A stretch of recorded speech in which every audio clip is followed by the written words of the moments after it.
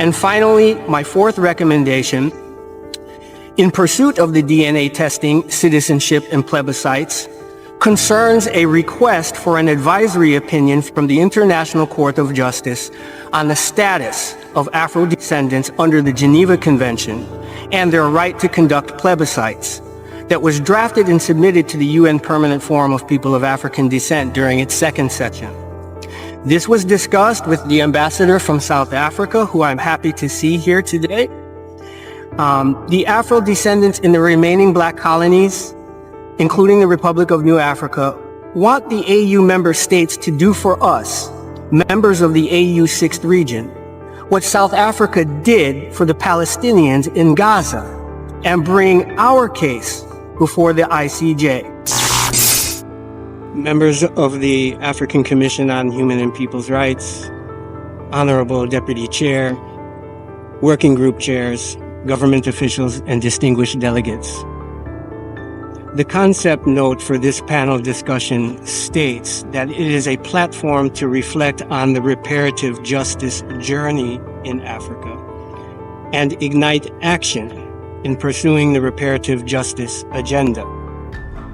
7 minutes is not enough time for me to do that, so I am submitting my full statement, which is 15 pages, in the interest of time in order to get at the igniting action part. And I will proceed to my 4 action recommendations. The Abuja Proclamation appraises, quote, the issue of reparations in relation to the damage done to Africa and its diaspora by enslavement, colonization, and neocolonialism. AU Executive Council Decision 1528 decided the theme of the year for 2025, as well as designates the reparations for transatlantic enslavement, colonialism, and apartheid. Notice the construction here. Reparations for transatlantic enslavement always precedes colonialism and neocolonialism. Thus, the first priority of reparations is to repair the first harm done, which happened when African men, women, and children were invaded and attacked by the military order of Jesus Christ, headquartered in Portugal, after war was declared on them by Pope Nicholas V on June 18, 1452. Captured African prisoners of war were forcibly trafficked across the Atlantic and subjected to the dehumanization processes that resulted in ethnocide. We must start using this word, ethnocide. It has significant legal connotations. So this is the first harm of enslavement. That is the priority of Africa's reparations claim. The first remedy, therefore, is the lineage restoration of the African people still suffering from ethnocide. The United Nations General Assembly Resolution 3384 of 10 November 1975, known as the Declaration on the Use of Scientific and Technological Progress in the Interests of Peace and for the Benefit of Mankind, proclaims that all states shall take the necessary measures, including legislative measures, to ensure that the utilization of scientific and technological achievements promotes the fullest realization of human rights and fundamental freedoms, and to satisfy the material, and as the ambassador from South Africa highlighted, spiritual needs of all sectors of the population. It is now possible through the miracle of genetic testing to reverse ethnocide and completely restore the ancestral lineages and genealogies by combining the African ancestry matrilineal and patrilineal testing with autosomal testing, something with which our Honorable Deputy Chair has indicated that I myself have already done. My first recommendation, therefore, is that this Commission and the African Union, following State of Illinois House of Representatives 103rd General Assembly, Resolutions number 292 and 453, convene discussions with the Vatican, along with the former holders of the Catholic Church's Asiento monopoly war contracts, about their obligation to provide a remedy for the war damage of ethnocide. This can be done by the detaining powers under the Geneva Convention, providing free of charge to all Afro-descendants, both non-recombinant and autosomal DNA testing. It should be noted that the new African Diplomatic and Civil Service Corps study, which was recently released, showed that overall, the majority of descendants of Africans enslaved in the United States still suffer ethnocide, since they cannot identify who and where they come from in Africa. The study also showed that 75% of the respondents would take the African ancestry DNA test if provided free of charge as a form of reparations. The next order of priority is citizenship, starting with the Afro-descendants from the 6th region who have already returned to various countries. At the AU ECOSOC pre-summit ahead of last February's 38th Ordinary Summit of the Heads of State in Addis Ababa, the State of the African Diaspora Ambassador and President of the Ethiopian World Federation Local in Shashamane, Ms. Jasmine Rowe, informed the summit of the deplorable and inexcusable fact that after 80 years, some Rastafarians on the land granted by Emperor Haile Selassie still do not have citizenship. This and many other problems plague repatriates in many AU member states. For this reason, I am now submitting to the Commission and AU ECOSOC reports prepared by Ambassador Jasmine Rowe, by Obemfo Obadeli Bakari Kambon, PhD of the Abibi Fahodi Think Tank Consortium in Ghana, and Ms. Abena Grace James of the 6th Region African Diaspora Alliance in Tanzania, on the current condition of repatriates in Ethiopia, Ghana, and Tanzania, along with recommendations regarding citizenship and other unique immigration programs needed by Afro-descendants who are returning to one of the AU's 5 regions. Most importantly, it is our recommendation that the Commission pass a resolution on the Afro-descendants' right of return and the African Union develop a comprehensive 6th region citizenship policy. It would be embarrassing for the African Union to expect the former enslaving and colonial powers to fulfill their reparation obligations when AU members have not first fulfilled their own. The third reparations priority is conducting plebiscites for self-determination. At the opening of the 4th session of the United Nations Permanent Forum on People of African Descent held April 14th of this year, outgoing chair June Sumer emphasized the fact that there are still 17 black colonies seeking independence from colonial masters, including the Republic of New Africa, of which I serve as the Minister of Foreign Affairs for its provisional government. These black colonies have yet to achieve independence like the former colonies in Africa, which now constitute the AU member states. Do these colonies, consisting primarily of people of African descent that exist in the AU's 6th region, not have the right to exercise self-determination like other peoples? Is Africa's liberation really complete so long as members of Africa's 6th region still live under foreign colonial domination? Afro-descendants in the Republic of New Africa, Bonaire, St. Martin's, the U.S. Virgin Islands, and others all have self-determination movements that, like the liberation movements during the time of the OAU, seek support. The AU could grant these self-determination movements observer status, just like the OAU did in the past. This would be a significant tangible outcome of the AU theme of the year. Additionally, the initial plebiscite survey early analysis also showed that 90% of the respondents would participate in a plebiscite recognized by the United Nations or the African Union that would give each Afro-descendant the chance to choose their political destiny. And finally, my 4th recommendation, in pursuit of the DNA testing, citizenship, and plebiscites, concerns a request for an advisory opinion from the International Court of Justice on the status of Afro-descendants under the Geneva Convention and their right to conduct plebiscites that was drafted and submitted to the UN Permanent Forum of People of African Descent during its 2nd session. This was discussed with the ambassador from South Africa, who I'm happy to see here today.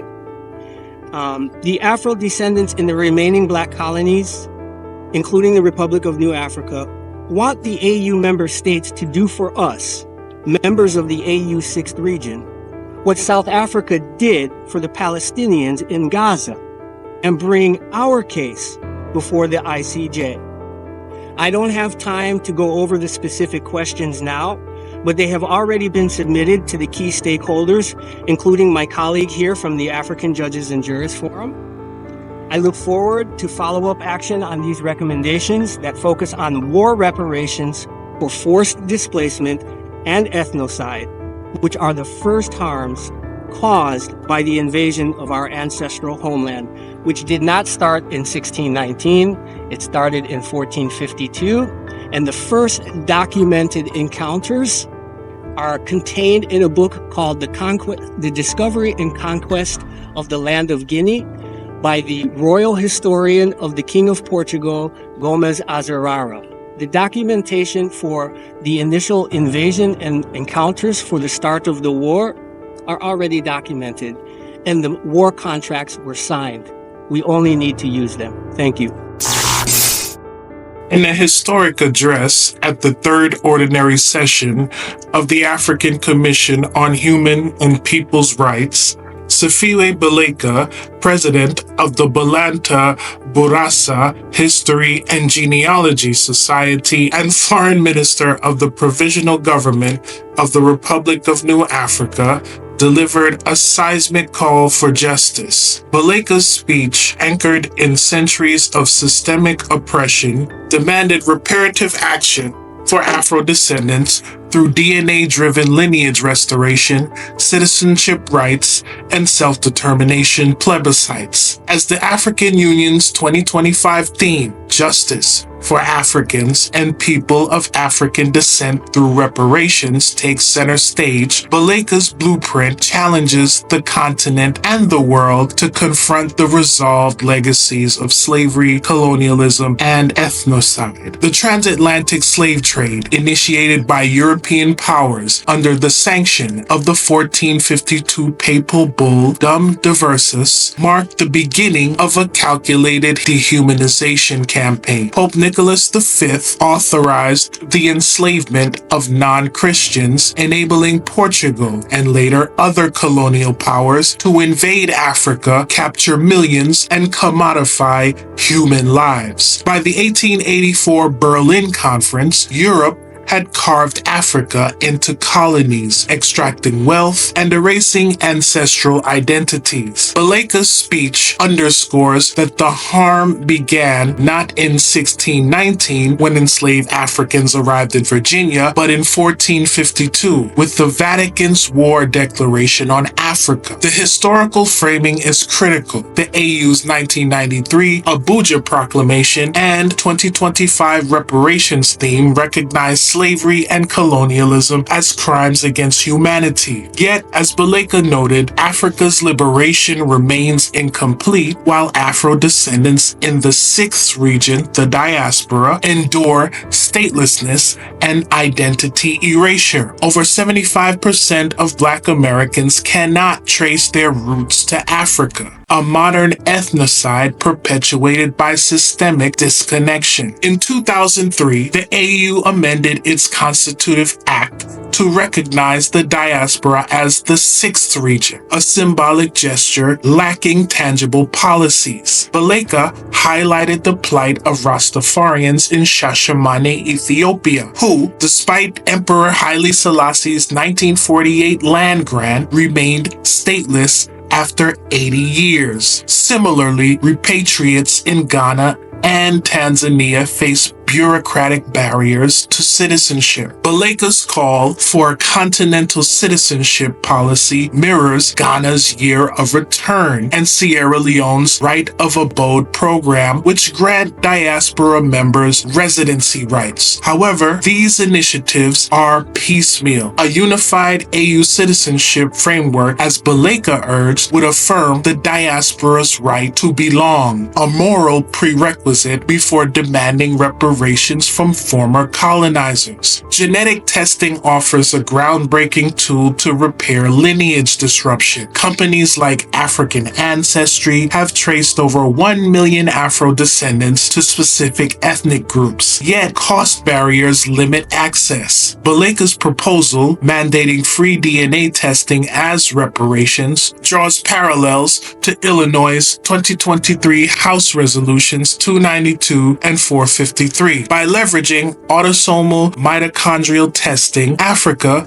could restore ancestral ties, fulfilling UN Resolution 3384 from 1975, which mandates technologies used to advance human rights. Baleka, as a minister of the Provisional Government of the Republic of New Africa, a black sovereignty movement founded in 1968, emphasized that 17 black colonies still seek independence. These include Puerto Rico, St. Martin, and the U.S. Virgin Islands, where Afro-Descendants face political disenfranchisement. The RNA's demand for AU observer status mirrors the OAU's support for anti-colonial movements like South Africa's ANC. The AU's 2025 theme could legitimize these struggles. Baleka cited a survey showing 90% of Afro-Descendants would participate in a UNAU-recognized plebiscite. Such votes, akin to South Africa's 1994 elections, could redefine political destiny while pressuring colonial powers. Baleka's boldest move is seeking an ICJ advisory opinion on Afro-Descendants' rights under the Geneva Convention. He likened this to South Africa's 2024 case against Israel for Gaza atrocities, which set a precedent for international justice. By framing slavery as a war crime under the convention, Baleka aims to compel reparations from culpable states and institutions, including the Vatican. Baleka's speech is a clarion call. The AU must confront its contradictions. How can it demand reparations from Europe while neglecting its diaspora? The 2025 theme